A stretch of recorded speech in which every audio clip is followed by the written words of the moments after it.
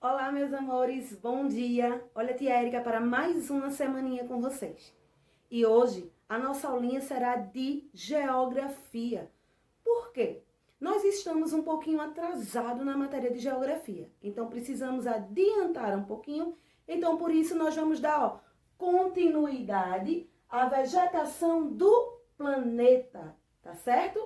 Então, todo mundo aí, abrindo o livrinho da página 386. Vamos lá? Abrindo o livrinho para acompanhar a leitura com tia Érica. E assim a gente fazer a atividade, com bem tranquilidade e sabedoria, né? Vamos lá? Vamos falar agora sobre a savana. O que é savana? Que tipo de vegetação é essa? Então vamos lá. Formação vegetal composta por plantas rasteiras, diversos tipos de capim, árvores pequenas, distantes uma das outras, e arbustos retorcidos. O relevo, em geral, é plano, presente em partes tropicais da América do Sul, da África, da Índia e da Austrália. No Brasil, esse tipo de vegetação é mais conhecido como cerrado. Então, aqui no Brasil é bastante comum a gente ter esse tipo de vegetação. E nós podemos encontrar quando nós fazemos uma viagem, para ali, para Caruaru, Bezerros, nós já encontramos esse tipo de vegetação. Quando a gente passa, que olha ali pela janela, a gente já pode encontrar aquelas árvores baixinhas, de troncos retorcidos, não é? E com graminhas ali rasteira. Então, para a gente aqui no Brasil, para a gente aqui em Pernambuco, esse tipo de vegetação é conhecido como cerrado. Tá certo assim? Agora, nós vamos para a página 387. E na página 387 tem assim, vegetação de deserto. Vamos acompanhar aí a leitura com tia Érica? Vamos lá? A vegetação características de regiões desérticas quentes são as cactáceas. Em geral, são espinhosas ou com pequenas folhas. Apresentam raízes profundas, capazes de retirar água do subsolo e armazená-la em seus caules. Vejam só, essa espécie de vegetação, que é a vegetação do deserto, a gente sabe que no deserto mal chove, é muito, muito seco, não é? Então, não é todo tipo de vegetação que vai crescer num clima e no solo bastante seco. Então, esse tipo de vegetação aí do deserto, elas têm raízes muito, muito grandes, que ao adentrar lá no solo, ela chega ao subsolo e armazena, assim, água. Ela retira a água, não é, do subsolo, passa por suas raízes, que consegue até chegar ao caule, e o caule armazena a água e assim faz com que ela sobreviva em pleno deserto. Tá certo? No maior deserto quente do mundo, o Saara, localizado na África, existem formações de vegetação de palmeiras em que pode haver água. Esse conjunto forma o que chamamos de oásis. Na América do Sul, há o deserto mais seco do mundo, o deserto do Atacama, que fica aqui, na América do Sul, mas não fica no Brasil, tá certo? Além dos desertos quentes, há os desertos gelados. São áreas localizadas em altas latitudes, na maioria das vezes nos polos. O continente ártico, ou Antártida, é o maior deserto gelado do mundo e por isso é chamado de continente gelado. Aqui no nosso Pernambuco, nós também temos lugares muito, muito secos, não é? Em que as plantas, alguns tipos de plantas, de cactos, né, consegue armazenar água dentro dele. Lá no sertão, por exemplo, às vezes passa mais de ano sem chover. E lá também existem tipos de vegetação que sobrevivem a essa temperatura. Tá certo? Então, é bom a gente pesquisar aí e conhecer o tipo de vegetação lá do sertão, porque é bastante importante que a gente conheça a vida animal e alguns tipos de vegetação. A vegetação do planeta varia conforme o clima, o solo, a quantidade de água, entre outros fatores, como você já viu. Vocês sabem que todo tipo de vegetação são seres vivos. E todos os seres vivos atraem outros seres vivos. Mas depende de fatores muito importantes para sobreviver, principalmente água. Quando a gente tem uma plantinha na nossa casa, por exemplo, que a mamãe esquece de colocar água, como é que ficam as folhas dessa plantinha? Elas ficam bastante murchas, não é isso? Pois é. Então, a gente precisa de água para sobreviver, assim também como as plantas precisam de água.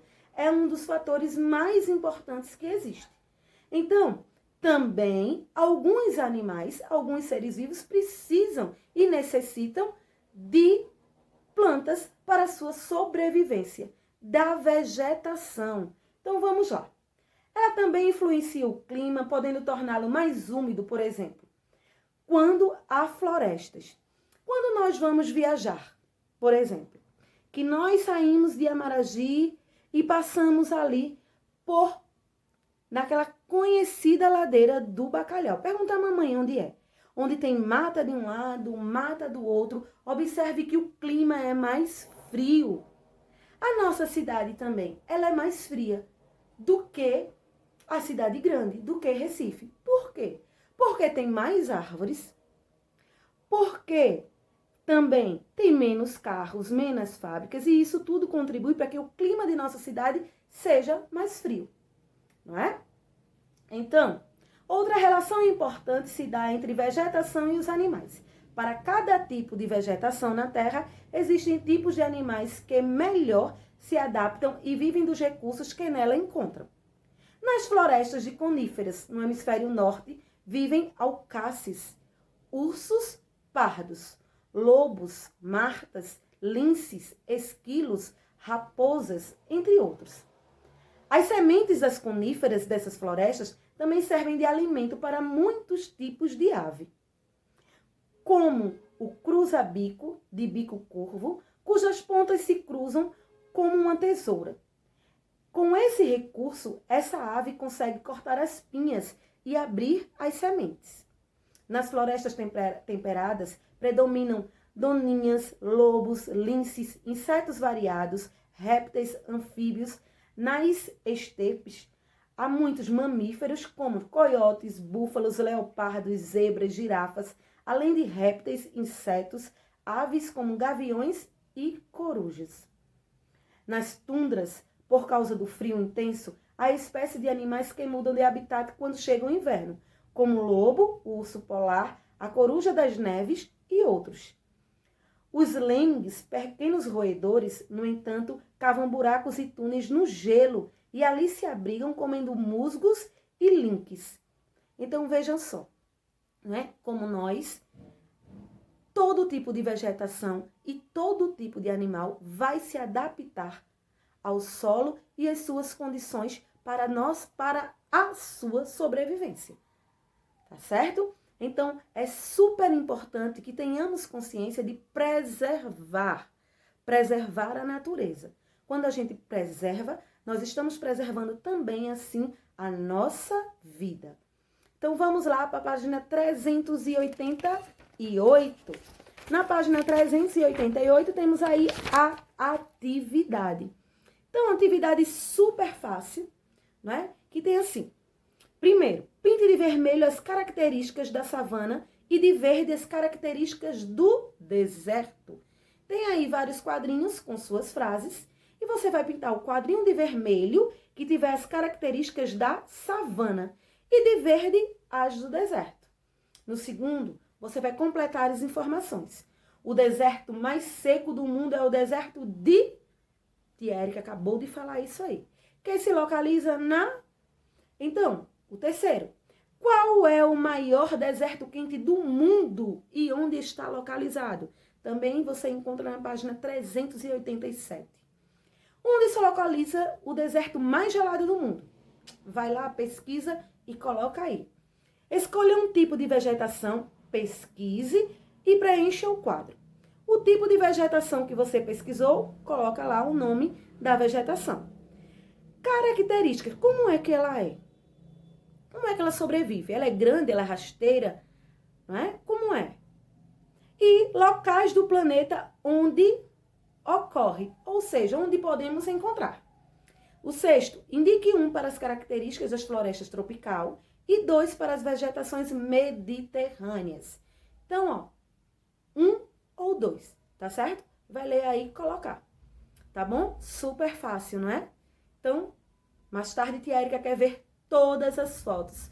Lembrem-se que é muito importante essas fotos chegarem diariamente, todos os dias. Não adianta fazer a tarefinha e não tirar a foto.